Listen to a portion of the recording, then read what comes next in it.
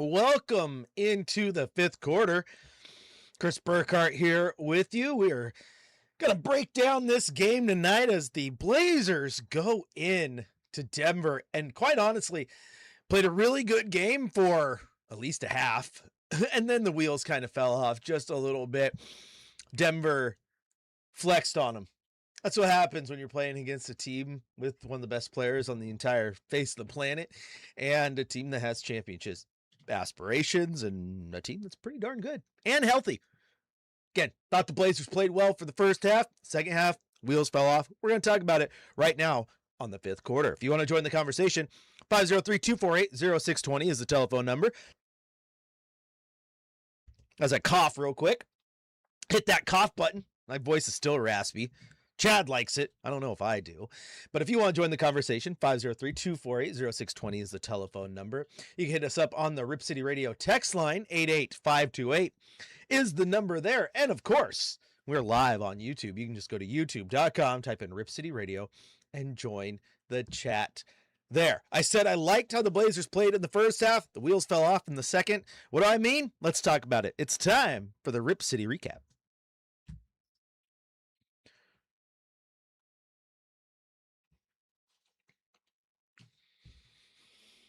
All right, let's take a look at what happened tonight as the Blazers went in to Denver and dropped one to the Nuggets, 128-112. That first quarter, however, was one of the more entertaining quarters of the entire season. It was absolutely off the rails. It was frantic. The pace was insane. The Blazers trailed by 2 points at the end of the first quarter. It was 42-40 at that point. It was wild. In my notes, pace. Watching Tumani and Jokic go at it was incredible. Donovan Clingan starts the night 4 for 4 from beyond the arc. There was a timeout at the 5-minute mark, 5:08 in the first quarter. It was 31-31, and each team was shooting greater than 70% from the field. Blazers shot 49%, Nuggets shot 61% when it was all said and done in that quarter. Donovan Clingan, 12 points, 4 rebounds. And like I said, he was 4 from 4 from deep. Now in the second, it slowed down just a little bit. I put air quotes, slower scoring quarter, but it was still frantic. There was a big swing, though, there with about 12 seconds left when Scoot Henderson fouled Tim Hardaway Jr. on a late three. He got 3 trips to the line. Blazers didn't get anything else. It was 33-29 in the quarter, 75-69 Denver at the half. Donovan Clingan had 16 points, 6 rebounds. Denny Avdia, 9 points, 10 assists. Jamal Murray led all scorers with 18 points, and Nikola Jokic had 13. Now, third quarter. I think a couple things happened. First off, you could tell that Donovan Clingan had a very good first half, and they wanted to make sure that did not happen. That was something that Lamar heard referenced on the broadcast, and there was that play very, very early on where Aaron Gordon comes down and just gives him kind of a hockey check. Just throws a shoulder into him. They were going to play rough. They were going to make him work. He ended up only scoring 2 points the rest of the way. They struggled, the Blazers did, to shoot the ball in that quarter. In the first half, the Blazers shot 52%. Denver shot 58%. So both teams were finding it. Offense was great. In that third quarter, Portland, the offense just fell apart. They shot 34% from the field, 30% from beyond the arc. Meanwhile, Denver still kept it going, shot 63% in that quarter alone. Then in the fourth quarter, a little bit more of the same.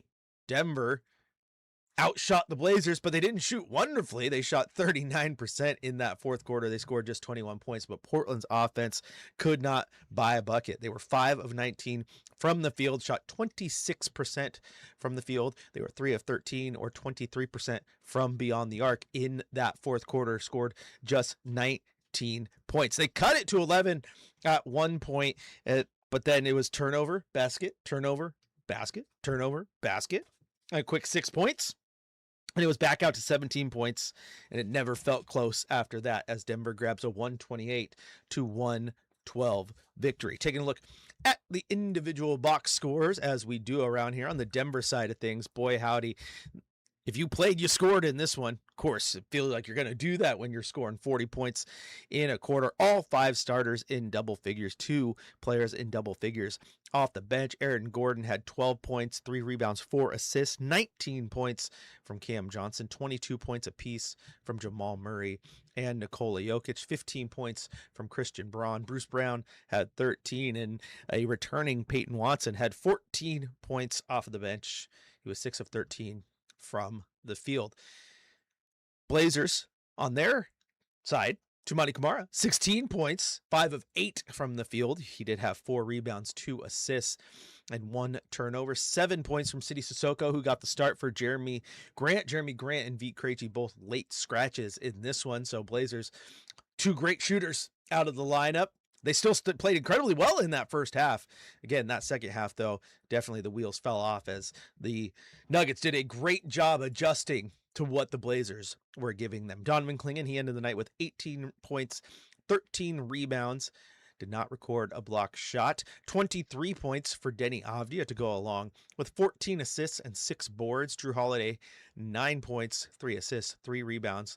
Blazers were led on the bench by Robert Williams, who had 16 points, 13 points chipped in from Scoot Henderson. We did talk about the rebounding game because last time they played Denver, they were just absolutely obliterated on the glass. It was an ugly performance when it came to rebounding. They were beat 60-36 last time they matched up with the Nuggets. In this one, tried to rebound just a little bit better. It was a 45-42 advantage for the Trailblazers. They had 14 offensive rebounds. They outpaced Denver 14-8 in second chance points, but fast break points really did the Blazers in this one. Denver, 27 fast break points to just 9 fast break points for the Blazers. And the thing was, it was a lot of those turnovers leading to those quick buckets.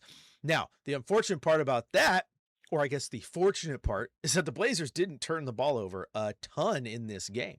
11 turnovers, far below their season average. Unfortunately, in that fourth quarter, 4 of those 11, and really helped swing it in the third quarter. It was 3 turnovers right there, points off turnovers. It was just 4 for Denver, but it just felt like the turnovers and then swinging the momentum in that fourth quarter was pretty brutal. And Portland just, wheels fell off. Maybe they ran out of gas, didn't have the shooters that they needed, whatever. I don't think there's really a reason to pinpoint or even be upset. I think the first half was great basketball. In the second half, fatigue sets in and you're playing one of the best teams in the Western Conference. You got Nikola Jokic, and they got ways to beat you. I thought one thing that they did incredibly well, and it shows you why they are the number 1 offense in the league, is everything the Blazers did, they had an answer for. And again, this was something they highlighted on the broadcast. It was like, okay, we're going man, we're going zone, we're switching it up. Everything they threw at the Nuggets, Denver had a counter for and was able to really knock them off and keep them off of their game and get them out of a rhythm in that second half. That really did it. Biggest lead of the night for Denver was 20 points. The Blazers did not lead at any point in this game. That's unfortunate. Like I said, total rebounds was won by Portland. 31 assists for the Blazers on 42 made shots. That's not terrible at all. I just think that you just look at this game, and again, when the offense with this team struggles at any moment, they just don't have the horses to overcome that at times.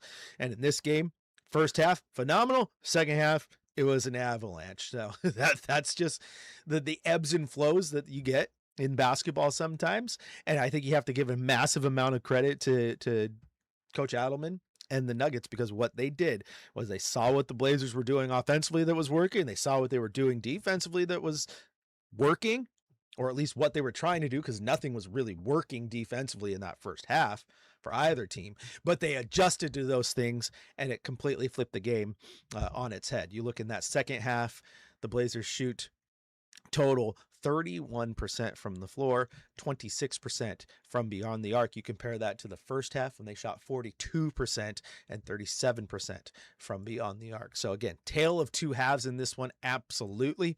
And then you're going to struggle to win a game against a team as good as Denver. They are an offensive juggernaut. They will find ways to score on every level from multiple players. And when they go out there and shoot 54% while doing that, it's going to be a hard night to walk away with a W. This is the fifth quarter. I'm your host, Chris Burkhardt. You can follow me on social at Chris J. Burkhardt. You can also join the conversation with us here tonight. 503-248-0620 is the telephone number, or you can go to youtube.com, type in Rip City Radio, and join the chat over there. We're going to take a quick break here on the fifth quarter. When we come back, we're going to hit you with our drive of the night. We're also going to welcome in the boss man, Chad Doing, get his take on the game. Planet that, scoreboard, Coach's Corner, game ball, all that and more coming up here on your home, the Blazers, Rip City Radio, 620.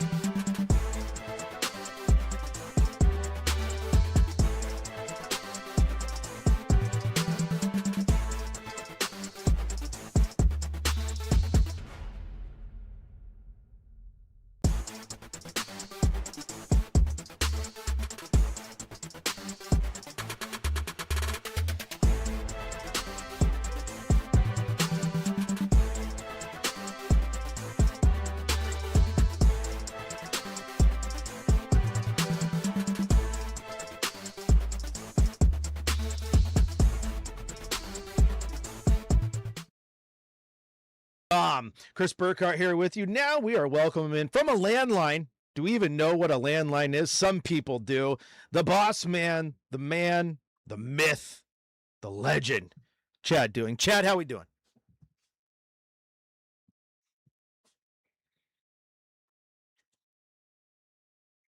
A radio show when other equipment fails you. So I am here and ready to talk about what we witnessed today. I tell you that my daughters, one of their friends, their mom's like, oh, we have a landline you can call so that you guys can have phone calls. You don't have to worry about messing up the cell phones or whatever. And my daughter got mad. She's like, it's not fair that she has a landline and her sister doesn't have a landline. They did not understand what that was. And it just kind of made me laugh. Made me feel old too. Dude, I thought it was the greatest. I think I was like 19 or 20 when I got my own phone line put into my room when I was younger. And I thought it was the greatest thing ever to have my own answering machine and my own phone line where I could talk on the phone as much as I wanted with no disruption. It was I thought I had made it in the world. Absolutely. Now, Chad, tonight we've heard it's cliche, right? Like it was a tale of two halves. This game was 100% tale of two halves. The first half might have been the best offense we've seen the Blazers play all year. And then the second half, credit to the Nuggets because they completely adjusted to everything the Blazers were throwing at them. But let's start with the good of that first half. What did you like? Well, I thought the shot making was incredible. The Blazers in that first quarter, both teams opened the game 7 of 10 from downtown, which is insane. Donovan Clingan with 4 threes in the first. There were multiple guys who were getting involved. Portland did a really good job of pushing the tempo, and so I loved the movement and the shot making. I thought that was plus Portland did exactly what we talked about before the game. They did a good job of protecting the basketball. Turnovers weren't really a big issue, but I think what happened after that forward pace in the first quarter, you could see the fatigue start to set in at altitude, and Denver just did a great job.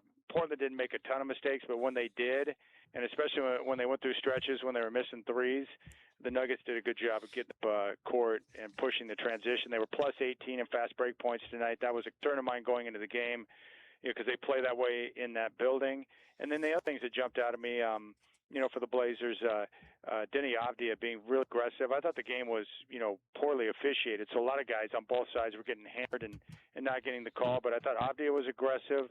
I thought Williams and Quinn were terrific in the first half. So I thought going into halftime, I wasn't comfortable with how easy the Nuggets were getting their offense, but I thought, man, if Portland just keep up, somewhat of a pace offensively, they'd have a chance. But unfortunately, the third quarter happened. Now, in that third quarter, and you talk about, the officiating and people getting away with some stuff, there was one play in particular that I think kind of swung momentum, and I want to get your take on it, but the Blazers are coming down on offense, and Aaron Gordon just kind of hockey checks Donovan Clingan. And then he goes over and he high-fives his bench, and the Blazers don't do anything about it. I was waiting for Donovan Clingan to just check him back, and then the refs to blow whistles and people have to be separated. But when you let a guy go in there and kind of punk you a little bit and you don't punk back, I feel like you've kind of lost the mental war at that point. Yeah, I think they were fatigued. I also think the officials did a poor job of keeping a handle on the game. I'm surprised there wasn't some type of skirmish or, fight or, multiple technical fouls called because of the physicality they allowed without calling a good game. Guys are getting pissed off out there. But you're right. Anytime someone gets clocked like that, I don't care who it is that delivers the blow, even if it is Aaron Gordon, who is a tough guy, you got to respond, and someone's got to get up in his face and say, hey, we don't appreciate that activity. I thought the other call that really worked against him was when Avdia came down the floor. He got hammered by Murray, but they called the offensive foul, and he made the bucket. That could have been a big three-point play at the time. But, in the end, the Blazers, I guess this is one of those games I watched. Like, okay, so they're playing in a place where historically they don't play well, and then you watch the Nuggets play. They're just a better team. That's a better basketball team than Portland, so I can live with the loss. And I love Jokic out there looking like some type of senior citizen on an elliptical machine getting a light workout in, easily recording a triple-double. That guy's so ridiculous. It's so annoying. It's like, did he even break a sweat? And he's out there just on his ass off. He is the most boring superstar, and I mean that in the best way possible. He's it's like a poison that just slowly kills you. Like, you don't even know you got poison in the system, and next thing you know, You're gone. Like he's just he's so quiet, and all of a sudden it's a triple double and a monster game, and it's just he lulls you to sleep and just grabs you. It's wild watching him play, man. Yeah, that's a great thing. He's like one of those old granny ladies who's the Black Widow. Like the least, the one person you don't suspect in the family to kill everybody is the one that's doing it, and that's Jokic out there. You're right. He's so unassuming. He doesn't do it with flash, but just his, being in the right spot, the rebounds, the passing, the shot making. He can do it from all angles. His feel for the game, and then before you know it, you look up and you're like, dang, 24 points, 14 rebounds, and 14 assists. That's pretty nasty. That's a tough team, and even though their defense is lacking, you have to face that team in a 7-game series with the way they execute offensively and the pressure they can put on you. It's a tough out, no question about it. Yeah, Chad. Now let's look ahead just real quick here, because I still think, despite that loss, you and I talked about it pregame. It's about finding your groove and playing good basketball, and I think there's a lot in this game you can look at, and I don't think they played bad basketball. I don't think that's why they lost. The second half is what it is. They just got outplayed by a really good Denver team. Now, you take a 3-game win streak that they had, the way the offense played in that first half, what you can get. Hopefully you get Jeremy Grant and Vit Krejci back. You come back home for arguably the air quotes easiest on paper homestand of the year. Brooklyn, Milwaukee, Dallas, and Washington, with a chance to be playing really good basketball into that pivotal matchup with the Clippers on March 31st. You have to win all 4 games, and you'll be heavily favored to win all 4 games. It would be a disaster to lose one of the 4. I fully expect Portland to win all 4 of those games. In fact, in the final 10, I think they're going to win probably 7 of those 10 at least. So, yeah, Portland's in a great spot right now. The 2 key games remaining on the schedule will be against the Clippers. That will determine who lines up where in the Western Conference play-in race. So the teams against the Clippers who are not playing great basketball right now are going to be very important. But, yeah, this next week is, the week where you're going to collect some wins, 4 of them to be exact, because all 4 of those teams are going to play, especially Brooklyn tomorrow, Milwaukee, Dallas. They're all garbage. If you go out there and play your game and have respect for the game where you approach it the right way from the start, they'll be just fine. Absolutely. Now, I'm excited for tomorrow's game, Chad, because, due to the OSA championships and a couple fill-ins, I actually get to see you tomorrow. It's been 2 weeks since I've seen you. I know it's been a blessing from the Lord above to not see you and not to hear you complain about corporate or all the other nonsense that flies out of your pie hole. So after 2 weeks off, from seeing you fully prepared for the full-on Chris Burkhardt experience. So bring it. Whoa. First off, you love me and you know it. And really, if we want to talk about the annoyances, are you ready to admit that J.J. Redick was a good hire for the Lakers, Chad? Oh, gosh. Preston Highfield is the most annoying human on the planet. He's an Oregon Duck hawk. He's one of those people that makes you want to hate the Oregon Ducks. And he is, let's just say that he would wash any part of LeBron's body for free. And he's one of these big LeBron fans who's never saw Michael Jordan play basketball, trying to tell me he's the best. And he was going off about the Lakers have won. I think they've won 9 straight now. They're the second hottest team in basketball. And I'm like, yeah, they're playing ball, but their defense is still garbage. 22, they're ranked 22nd in the league in defensive rating, and their first-round matchups are either going to be Minnesota or Denver. So, yeah, I think they're going to struggle in either one of those series, and he was talking junk about the Lakers. So it's like, get out of here. I don't need LeBron love in my life. It's annoying. Hey, I mean, it's not the exact same, but if everyone's like, well, he's played, look at it, look what he's doing in his 40s, and now he's most games played. If longevity were the measuring stick for greatness, Julio Franco would be the greatest Major League Baseball player of all time. So doesn't necessarily mean greatness. Just means you played for a long time. Well, true. Yeah, and you know what? If I had great doctors with the best PEDs on the planet, I might be able to play until I'm 42 as well. So there you go. See, the only thing I hate about these conversations, Chad, is like, if you're Team Michael, like you and I are, the Team LeBron people think that you are automatically taking a dump on LeBron. Like, no, LeBron's one of the greatest players I've ever seen. LeBron's absolutely phenomenal. I just think Michael Jordan was the greatest player that ever played. That's all. Yeah. Well, it's not even debatable. It's just if you grew up and watched Michael play, you would never suggest that LeBron is a better player. Period. No one would. You wouldn't come away with that take. And so, in fact, in my lifetime, and I've seen some of the greatest of all time. I have never seen a more consistently great superstar than Michael Jordan. He's that good. I've never seen anything like it, and I'll never see anything like it. And to suggest that LeBron is the greatest of all time ahead of Michael it's just absurd. It's a horrendous take, one of the worst I've ever heard. I saw this one pop across my social real quick before I let you go, because I know you're a big Larry Legend fan. Do you know the story of him getting called out for being soft about baseball players were stronger than basketball players, so he went out and played one game of college ball and killed it? I saw the highlights and read the story on that, and I loved it because, of course, a guy like Larry Bird, the elite athletes like that, their eye-hand coordination is unbelievable. So no matter what they pick up and start doing, they're going to probably be pretty good at it. Larry Bird is, for all you LeBron lovers out there, Larry Bird is the greatest small forward of all time. I would take him over LeBron all day. Larry Bird was the man. There you have it. The man has spoken. Chad, I'm going to let you get out of here, and I'll talk to you tomorrow, my friend. Sounds good. Have a great night, you and Jacker. Later. And there is Chad doing. Hey, he's spoken. Larry Bird, greatest small forward of all time. Okay. See, that's the crazy part. It's like you can say Larry's a small forward. LeBron is like, he came into the league as a small forward. I've always thought the LeBron to Michael comparison is so weird because of how different they are. Like LeBron is so much more Magic Johnson than he is Michael Jordan, in my opinion, just because Magic was like the guy he was a point guard, but he could play all five positions. He could guard all five positions. He did so many things different than a Michael Jordan type. And LeBron kind of plays like that. What is LeBron? Is he a small forward? Is he a power forward? Is he a center? Like what? He plays point guard too. Like he plays everything. I think he's much more Magic than he is Michael. And he's arguably one of the greatest and probably deserves to be on the Mount Rushmore. I just want to reiterate that just because I think Michael Jordan is the greatest player of all time does not mean that I think LeBron is a bum. LeBron's phenomenal. Absolutely phenomenal.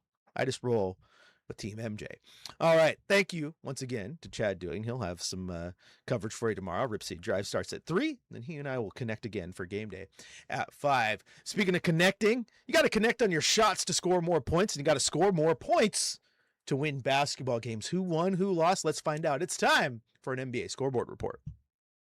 This NBA Scoreboard Report is brought to you by McCord's Vancouver Toyota, where they live by the slogan, "We make it easy." Check out their inventory now at vancouvertoyota.com. All right, let's take a look around the NBA to see how things are going down. Right now, with 6 minutes left in the fourth quarter, it's a tight one between two of the worst teams in the league as the Kings have a 108-105 lead over the Brooklyn Nets. End of the first quarter, Washington trails New York, the other team from New York, the Knicks, 32-27, and the Blazers are the only score that's final today, 128-112 loss to the Nuggets. Coming up, though, you still have Minnesota taking on the Celtics in Boston and Toronto taking on Phoenix in Phoenix, a game that you should watch. Because, yes, mathematically, gets a little bit tough now, especially with this loss for the Blazers to catch up. But there's still things to watch here when it comes to standing watching. Could the Blazers suddenly, win 5 more games than the Suns because the Suns collapse the rest of the way? They could. Highly improbable, but hey, it could happen. So it's still worth watching. A couple other scores going down. That's not even me dealing with my sore throat. That's just me struggling to get this next piece out. Oh. NCAA scores. The Lady Ducks, they got bounced by Texas 100-58. Boy, howdy. That is a beatdown there in the women's March Madness tournament. Michigan beat NC State. LSU beat Texas Tech 101-47. Duke beat Baylor 69-46.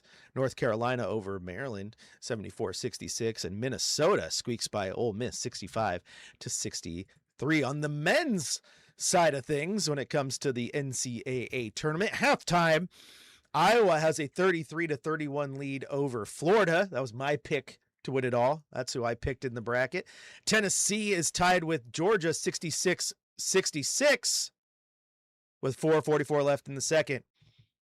Purdue beats Miami 79-69. Iowa State beats Kentucky 82-63. And St. John's takes down Kansas 67-65. The NBA Scoreboard Report is powered by McCord's Vancouver Toyota, where they live by the slogan, "We make it easy." Check out their inventory now at VancouverToyota.com. This is the fifth quarter. I'm your host, Chris Burkhardt. If you want to join the conversation, 503-248-0620 is the telephone number. Of course, you can go to youtube.com, type in Rip City Radio, join the chat there. Or you can hit us up on the text line, 88528, where one of our texters says this current team needs a Steve Blake. Now, out of context, you could say, what do you mean?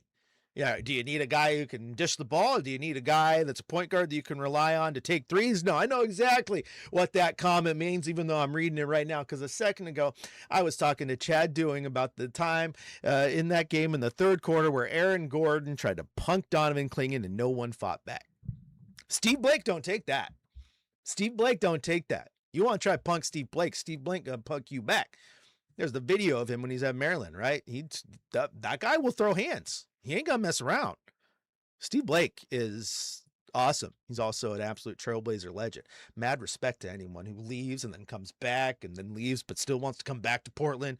Just stint after stint. Steve Blake was awesome. Every team needs that guy. Need a goon. Hockey has him. The guy that's not gonna take anybody's mess. You're right. This team needs a Steve Blake. Also, my Julio Franco reference, 48 years old when he became the oldest player in Major League Baseball to hit a home run when he was with the New York Mets. It's pretty impressive. Final year in Major League Baseball was 2007. His first year in Major League Baseball, 1982. It's a long time to play ball. Longevity, not necessarily a sign of greatness, but it is a sign of being really good for a really long time. All right, we're going to take a quick break here on the fifth quarter. When we come back, we're going to hear from head coach Tiago Splitter. We're going to hand out a game ball. We're going to get out of here because guess what? We got to turn around and do it again tomorrow as the Blazers welcome the Brooklyn Nets to town. This is the fifth quarter on your home of the Blazers, Rip City Radio, 620.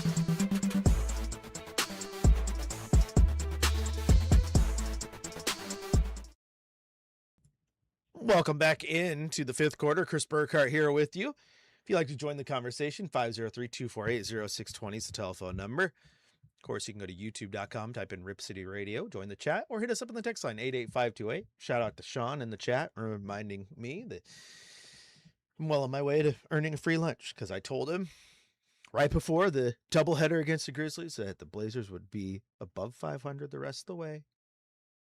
And we're going to get there. This homestand's huge.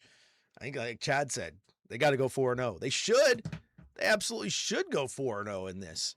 You got Brooklyn, Milwaukee, Dallas, and Washington. A real who's who of the current bottom feeders in the league. Now, Milwaukee is, they're in 11th. They're just outside the play-in, but they're 22 games back. They got just a game lead on Chicago. They're not making it into that play-in because they'd have to win, 9 more games in Charlotte over the next 10. That's not happening. And then you have Dallas, who is 23-48, third worst team in the Western Conference. Washington, 16-54, second worst team in the Eastern Conference, second worst team in the NBA at that note too. And then you got Brooklyn, 17-53, who's the third worst team in the Eastern Conference and the third worst team in the NBA. So a very air quotes, easy homestand for the Blazers. One of the easier homestands on paper. Got to take advantage of it. Now, if you play like you did in that first half against Denver and you play like you did in Brooklyn and in Indianapolis, you should win those games.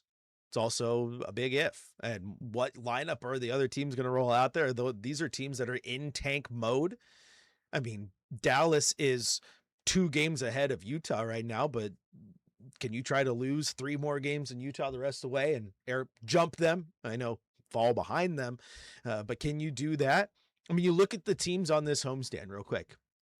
Brooklyn, losers of 6 in a row. Milwaukee has won 1 in a row, but they're 3-7 in their last 10. Dallas has lost 3 in a row, 2-8 in their last 10. Washington lost 15 in a row. That obviously means they're 0-10 in their last 10. So got to take advantage of what's in front of you. And this will put you in a very, very good spot to hopefully find your groove before a pivotal matchup with the Clippers to end the month. You have 2 games on the calendar remaining against the Clippers. And realistically, with what Golden State's doing and no Steph Curry and kind of falling, it's going to be Portland trying to battle with LA to get into that 8 spot. Too bad. I mean, you got the play in because it'd be a lot more intrigue if the top 8 teams were guaranteed the playoff spot.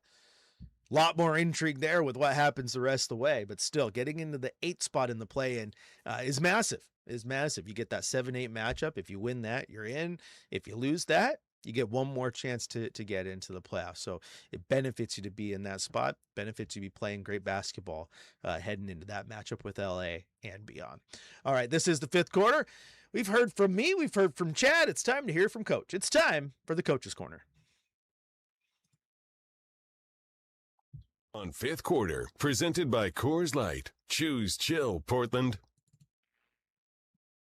Rebound as well as we wanted, and they were running against our defense, playing against an unset defense and getting easy buckets.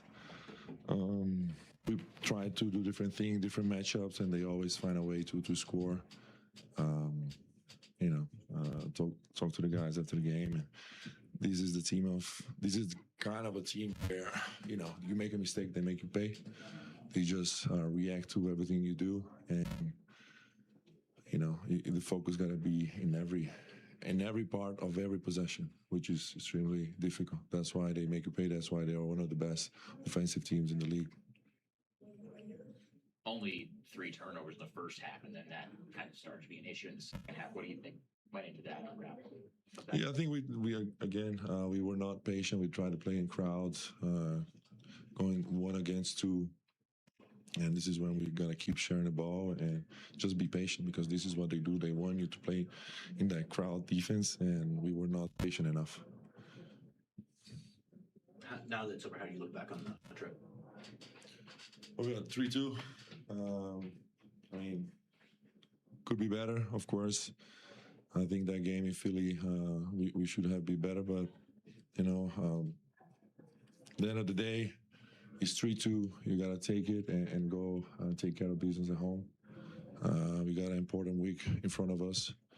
We got to be solid at home, take care of home, and then go again on a road trip. So, I understand that we are going in the right path. We are getting better tonight defensively. And again, I wish we were a little bit more focused, but the right mind is there. And I think we are, in a crescent. We are growing. And there you hear from Thiago Splitter. He thinks they're in the right spot. They're growing. They're getting where they need to get in the long run. Again, great first half, second half, Adelman and company, they deserve a lot of credit. They adjusted to what the Blazers were giving them. I thought they tried to play even more physical than the game was already being. You saw that play out with that check from Aaron Gordon to Donovan Clingan. I was big boy basketball, and by a team that's got a great roster. Welcome back Peyton Watson, who had a great game. You learn from that. I do not think this was a game where the Blazers played terrible basketball, and that's necessarily why they lost. Yes, the wheels fell off in the second half, but I thought Denver made some great adjustments, and we've watched this Blazer team long enough this year to know that sustaining that absolutely in fuego start a little bit harder than most people would think. All right. I still said I liked the first half of the game, and there was plenty of this game I did like. So we still will hand out a game ball because somebody deserves it. Shacker, roll that intro.